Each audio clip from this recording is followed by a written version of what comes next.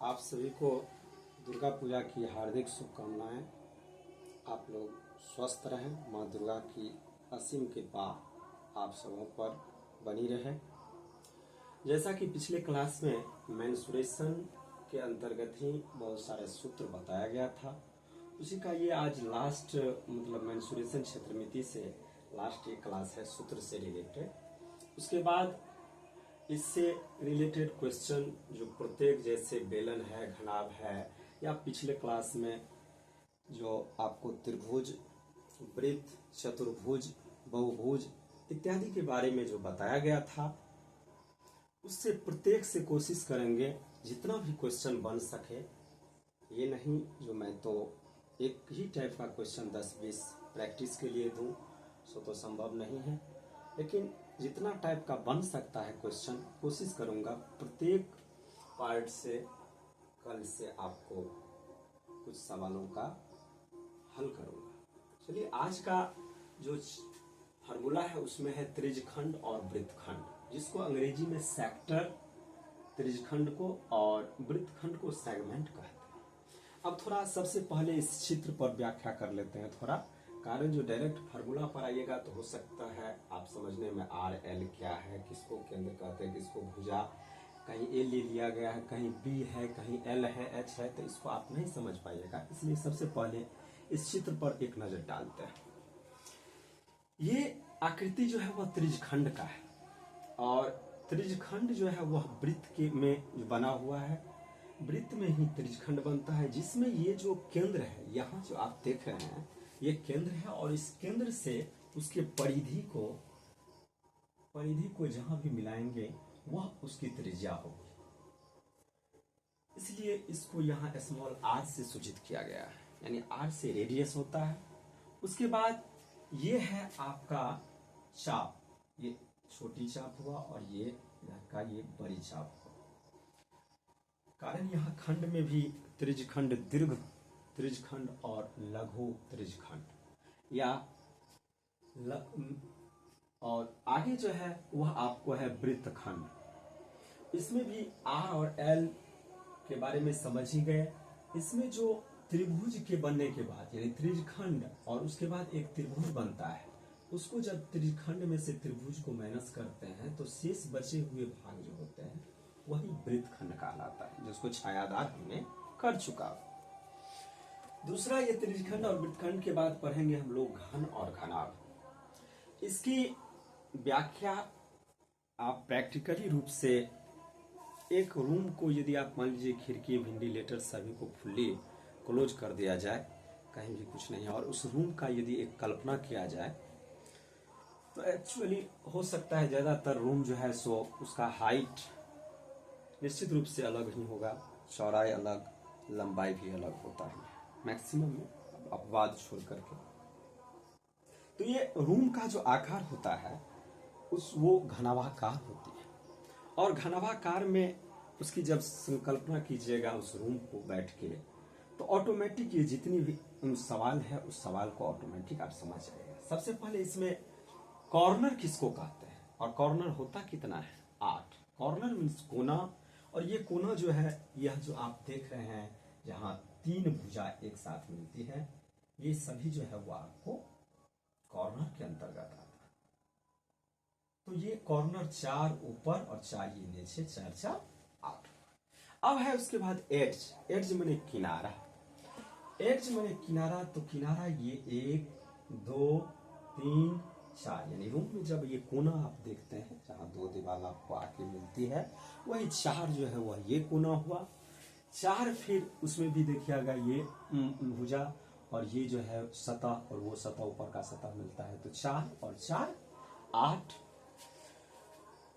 और 4 फिर नीचे, कारण ये भी एक सतह है और ऊपर ये सतह, ये मिलती जहां है, तो 4 और 4 8 और 4 12। ये 12 जो है वह आपको एड्ज है, किनारा।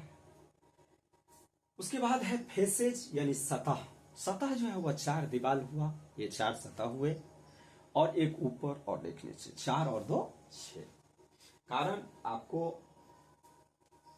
एग्जाम में इसके बारे में कभी पूछ सकता है, जो घन में कितने या घनाभ, घन और घनाभ में सेम, ये जितने किनारा को किनारा, सतह, कॉर्नर, ये सभी सेम होगा। तो इसमें आप ये सब जवाब जरूर दीजिएगा, ध्यान रखिएगा, इसको याद कीजिएगा। उसके बाद है बेलन।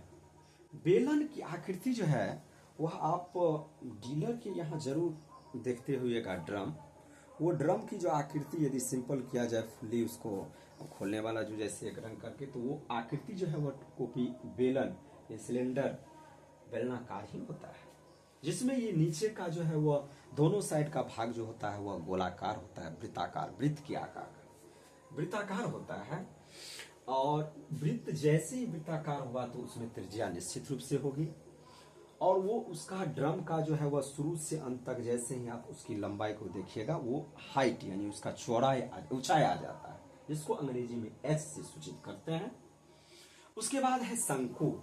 शंकु के बारे में भी आप लोग हाल फिलहाल में अभी दुर्गा पूजा का त्योहार चल रहा है, इसमें देखते हुएगा एक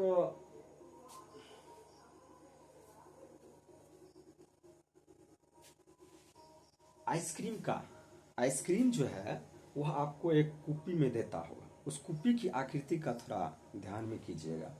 तो उसकी आकृति भी यह टू कॉपी शंकु आकार ही है, और शंकु आकार है तो इसमें नीचे का जो आकृति होती है वह वृत्ताकार होती है, और वृत्ताकार है जैसे ही है तो उसमें त्रिज्या होगी ही, और उसकी जो अंदरूनी ऊपर से नीचे तक भाग होता है वो उसका हाइट कहलाता है, ऊंचाई एच से निरूपित करते हैं, और वो उसका कॉर्नर ऊपर के कोने से लेकर के इस छोर तक जो ये है उसको कहा जाता है स्लैंट हाइट यानी तिर्यक ऊंचाई। और शंकु को अंग्रेजी में कोन कहते हैं। उसके बाद शंकु तक गोला। गोला में जो है वह आप देख रहे हैं, गोला में ये जहां भी मिलाएंगे ये अब ये इसमें बता भी चुके हैं, त्रिज्यखंड में केंद्र से परिधि को मिलाएंगे तो ये जो है वह त्रिज्या कहलाता है, और दोनों आर पार जो मिलाएंगे वह आपको डायमीटर यानी जिसको डी से निरूपित करता है। अब अर्धगोला। अर्धगोला तो आप एक कटोरा को भी समझ सकते हैं, ऊपर का आकार उसका गोलाकार होगा ही, नीचे ऐसे ही पेंदी उसकी रहेगी, उसमें भी आर होगा। उसके बाद गोलाकार सेल। अब गोलाकार सेल क्या है? तो गोलाकार सेल जो है वह एक गोला और पुनः उससे बड़ा, उसके बीच की कुछ दूरी रहती है, फिर एक गोला, और उसके बीच का जो भाग रहता है, यानी जैसे ही दो गोला बना तो दोनों गोला की अलग अलग केंद्र तो वही है, त्रिज्या अलग अलग होगी। एक का बड़ा त्रिज्या होगी जिसको कैपिटल आर से दिखाया गया है, और दूसरे छोटा जो है उसको स्मॉल आर से सूचित किया गया है। तो बड़े गोला में से जब छोटे गोला के किसी भी चीज को घटाते हैं, चाहे वह आयतन हो, उसके क्षेत्र हो, तो वह गोलाकार सेल का निकल जाता है, यानी उसके इस भाग दोनों के बीच का जो भाग है उसका क्षेत्रफल या आयतन जो कुछ निकालते हैं निकल जाता है, क्षेत्रफल निकल जाता है। चलिए आप सबसे पहले फार्मूला पर जाएंगे। फार्मूला को आप लोग निश्चित रूप से कॉपी पर नोट कर लीजिएगा और अच्छे से इसको याद रखिएगा। ये याद नहीं रहेगा तो आपका सवाल नहीं बन सकता है, ये जरूर ध्यान रहे। इसलिए इसको हल्के में नहीं लेना, और मेरा लक्ष्य भी है जो सबसे पहले फार्मूला आपको एक जगह, बहुत लोगों का एक जगह नहीं रह पाता है, एक जगह सबसे पहले सब लोग का कलेक्ट रहें और तब आप उस चैप्टर पर चलें, जिससे अगले क्लास में मैं जो ये यदि आपको सवाल बताऊं तो उस पर आप तुरंत जो है वो अपना फार्मूला कमेंट कर सके। सबसे पहले चलिए त्रिज्यखंड और वृत्तखंड। त्रिज्यखंड का क्षेत्रफल क्या होता है? त्रिज्यखंड का क्षेत्रफल होता है pi r square theta pi r square theta बटे 360, यानी थीटा जो है वह उसके इस दो त्रिज्या के बीच जो कोण बनता है, चाहे 90 डिग्री, 70 डिग्री, 60 डिग्री, वही उसका थीटा होता बटे 360। पाई का मान ऑटोमेटिक आप लोग को पता ही हुआ, कल के क्लास में बताया गया था, पाई का मान 22/7 होता है। उसके बाद त्रिज्यखंड का क्षेत्रफल। त्रिज्यखंड का क्षेत्रफल जब आपको थीटा नहीं दिया हुआ हो, चाप की लंबाई हो और त्रिज्या पता हो, तो उस स्थिति में त्रिज्यखंड का क्षेत्रफल होगा 1/2 गुने L गुने R। उसके बाद त्रिज्यखंड की परिमिति। त्रिज्यखंड की परिमिति बराबर होगा थीटा बटे 360 गुने 2 पाई R प्लस 2R। अब आप देख रहे हैं कि थीटा बटे 360 60 गुने 2 पाई आर। ये जो है वह एल यानी चाप की लंबाई का भी फॉर्मूला है। तो चाप की लंबाई बराबर होता है थीटा बटे 360 गुने 2 पाई आर। तो इसको जो है ये इतना क्षेत्र और इसको मिला के इसको हम एल भी लिख सकते हैं। ये जो है तीनों को मिला के एल। तो इसके लिए हम दूसरा फॉर्मूला इसको लिख सकते हैं एल प्लस 2 आर। चाप की लंबाई बराबर थीटा बटे 360 गुने 2 पाई आर। वृत्तखंड का क्षेत्रफल। अब वृत्तखंड का क्षेत्रफल आप चित्र की ओर एक बार नजर दे सकते हैं।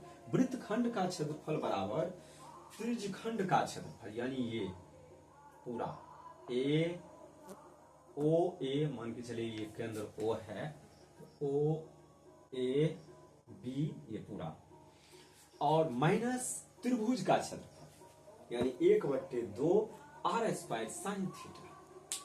तो वृत्तखंड का क्षेत्रफल यानी छायांकित भाग का क्षेत्रफल निकल जाएगा। अब वृत्तखंड की परिमिति, वृत्तखंड की परिमिति बराबर होता है L plus pi R theta बटे 180। अब चलिए घन और घनाभ।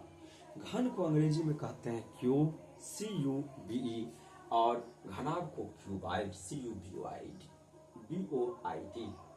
घन का आयतन बराबर होता है भुजा क्यूब। अब एक भुजा यहाँ लिख दें, लेकिन ध्यान रखिए भुजा क्यूब भी कह सकते हैं। घन की एक भुजा बराबर यदि आयतन दिया हो तो घन का रूट अंडर आयतन, रूट अंडर क्या, √3 के अंदर आयतन। घन का विकर्ण बराबर होता है √3 गुने एक भुजा। घन की एक भुजा बराबर विकर्ण बट्टे √3।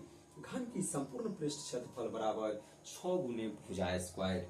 घन और घनाभ में भुजा या किनारा x गुणित होने पर आयतन x³ गुनी और पृष्ठ क्षेत्रफल x² गुनी हो जाती है।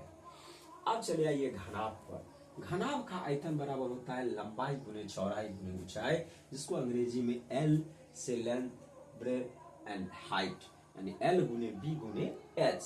अब ये घनाभ का थोड़ा बोर्ड पर बहुत बड़ा सा लंबाई गुने चौड़ाई प्लस चौड़ाई गुने ऊंचाई प्लस ऊंचाई गुने लंबाई लिखते बड़ा हो जाता है, इसलिए वो LBH ही लिए हैं। तो घनाभ के सभी पृष्ठों का क्षेत्रफल या घनाभ का पृष्ठ क्षेत्रफल ही कह दे तो 2 × LB plus BH plus HL। घनाभ का विकर्ण बराबर रूट अंडर लंबाई का स्क्वायर प्लस चौड़ाई का स्क्वायर प्लस ऊंचाई का स्क्वायर। कमरे के छत या फर्श का क्षेत्रफल। तो कमरे का छत या फर्श वो भी जो होता है वह आपको आयताकार ही होता है, और आयत का सूत्र आपको पता है लंबाई गुने चौड़ाई। कमरे में रखे जाने वाले सबसे बड़े बांस या छड़ की लंबाई, यानी कमरे में कोई चाहते हैं जो बड़ा सा बड़ा कोई सामान रखें तो आप हमको लगता है कोना कोनी रख सकते हैं, और कोना कोनी सबसे बड़ा आपको विकर्ण होगा, और वह उसका जो लंबाई होगा वह होगा रूट अंडर विकर्ण का जो होता है सूत्र root under L² plus B² plus H²। बंद संदूक की लकड़ी या धातु का आयतन। अब बंद संदूक की लकड़ी या धातु का आयतन यानी अंदर तो खुला रहता है, उसके चारों ओर कितनी सामग्री लगी, कितनी लकड़ी लगे या कितने धातु लगे हैं, उसका क्षेत्रफल बराबर होता है बाहरी आयतन माइनस भीतरी आयतन। तो बाहरी आयतन इसको कैसे समझेंगे, देखिए इसमें संदूक से रिलेटेड थोड़ा, संदूक का मुंह जो है वह खुला हुआ हो, संदूक बंद हो, इस तरह का बहुत सारा क्वेश्चन था, लेंदी के कारण इस बोर्ड पर हो नहीं पाता। जब क्वेश्चन आएगा तो उसमें समझा दूंगा। देखिए जैसे ही आप अंदर को उसके कंस्ट्रक्शन को देखिएगा, बहुत के घर में अभी होगा भी संदूक, तो दोनों तरफ से उसकी मोटाई होती है, सेम मोटाई, नीचे भी ऊपर भी परत, साइड भी, दोनों साइड, और इधर भी, यानी घनाभाकार आकृति का होता है। तो वो आपको ऑटोमेटिक है जो उसका पूर्व का जो फुल्ली लंबाई आपको संदूक का होगा, उसमें से ऊपर का मोटाई और नीचे का भी मोटाई घटेगा। उसकी चौड़ाई जो होगी उसमें भी दोनों साइड का मोटाई घटेगा, 2 गुने मोटाई होगा। और ये चौड़ाई भी जो है चौड़ाई माइनस 2 गुने मोटाई ये घटेगा, तब ये आएगा आपको उसके अंदर की लंबाई, चौड़ाई और ऊंचाई।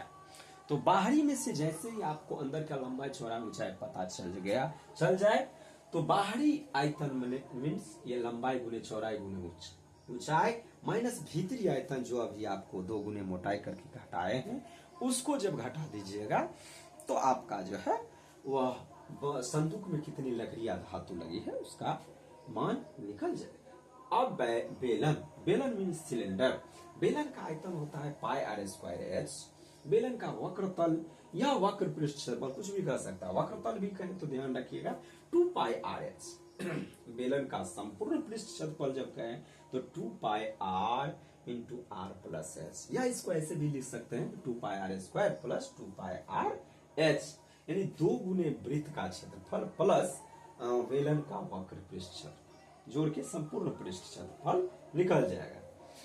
यानी कारण ये भी एक वृत्त है और यहाँ भी एक वृत्त है, तो दोनों वृत्त को जोड़िएगा तो 2 गुने वृत्त का क्षेत्रफल हो गया, और ये आपको नीचे का उसका वक्र पृष्ठ क्षेत्रफल हो, तो 2 पाई आर एच हो गया। बेलन के दोनों सतहों का क्षेत्रफल, यानी दोनों सतह जो है वह उसका हो गया, ये ऊपर का और नीचे का, तो ये दोनों आयताकार ही हैं, तो पाई आर स्क्वायर उसका भी, पाई आर स्क्वायर इसका भी, तो 2 पाई आर स्क्वायर हो गया। खोखले बेलन का आयतन, अब खोखले बेलन का आयतन मीन्स हो गया यही आपको जैसे गोलाकार सेल का देख रहे हैं उसी तरह समझ जाइए, जिस पर डबल यदि थोड़ा दूरी करके हो, जिसमें एक का R1 त्रिज्या और एक का R2 त्रिज्या हो, तो उसी स्थिति में खोखले बेलन का आयतन बराबर पाई एच R1 के स्क्वायर माइनस R2 के स्क्वायर। खोखले बेलन का वक्र पृष्ठ क्षेत्रफल बराबर 2 पाई एच कोष्ठ में R1 माइनस R2। खोखले बेलन का संपूर्ण पृष्ठ क्षेत्रफल बराबर 2 pi h into R1 plus R2 plus 2 pi R1 के स्क्वायर प्लस R2 के स्क्वायर। अब चलिए शंकु, शंकु जिसको अंग्रेजी में कोण कहते हैं, शंकु का वक्र पृष्ठ क्षेत्रफल बराबर होता है पाई आर एल, जहां एल आपको त्रिज्या पूछाए, आर वृत्त की उसकी त्रिज्या, शंकु के पृष्ठों का क्षेत्रफल या पृष्ठ क्षेत्रफल भी लिखा रहे तो pi r into r plus l या pi r square plus pi r l. तो पाई आर स्क्वायर यानी ऐसे भी दिया रहता है क्वेश्चन जो आपको देगा, तो हो सकता है आपको देगा जो वृत्त का क्षेत्रफल दिया हुआ है, तो वृत्त का क्षेत्रफल जैसे ही दिया हुआ है तो उससे आर निकाल लीजिए, एच कहीं दिया हुआ हो तो उसके बाद आर और एच निकल गया तो एल निकाल लीजिए और तब जाके इसको पुट कर लीजिए, कारण हमको एच की आवश्यकता यहाँ नहीं है, पृष्ठ क्षेत्रफल में आर और एल चाहिए, और आर जब आ चुका है और एच भी दिया हुआ है तो उससे हम सूत्र से उसको निकालेंगे, जिसका आगे हम सूत्र बताए हुए हैं। शंकु की लंबाई यानी एल बराबर या त्रिज्या ऊंचाई बराबर होता है √r square plus H square. शंकु का आयतन 1/3 पाई आर स्क्वायर एच। अब चले आइए स्फीयर गोला पर, गोले का आयतन बराबर होता है 4/3 पाई आर क्यूब, या इसको लिख सकते हैं यदि व्यास दिया हुआ हो तो आर बराबर होता है d/2, तो d/2 को जब क्यूब कीजिएगा तो ऑटोमेटिक आपको 1/6 पाई d क्यूब आएगा। गोले का पृष्ठ या तल या संपूर्ण पृष्ठ क्षेत्रफल बराबर होता है 4 पाई आर स्क्वायर। गोलाकार सेल का आयतन बराबर 4/3 pi capital R cube minus small r. अर्धगोला का आयतन बराबर 2/3 पाई आर क्यूब। अर्धगोला का वक्र पृष्ठ क्षेत्रफल बराबर 2 पाई आर स्क्वायर। अर्धगोला का संपूर्ण पृष्ठ क्षेत्रफल बराबर 3 पाई आर स्क्वायर। ये आज का ये सूत्र रहा, तो आप लोग निश्चित रूप से सभी जितने भी ये 2 क्लास का फॉर्मूला था इसको निश्चित रूप से याद कर लीजिए, और अगले क्लास में आप लोग को इससे रिलेटेड जहां तक कुछ संभव सवाल बनेगा वो निश्चित रूप से आप लोग को कल की क्लास में बताया जाएगा। और इस चैनल को आप लोग निश्चित रूप से रोज online maths and reasoning classes की को जरूर सब्सक्राइब करें, लाइक करें, शेयर करें। धन्यवाद।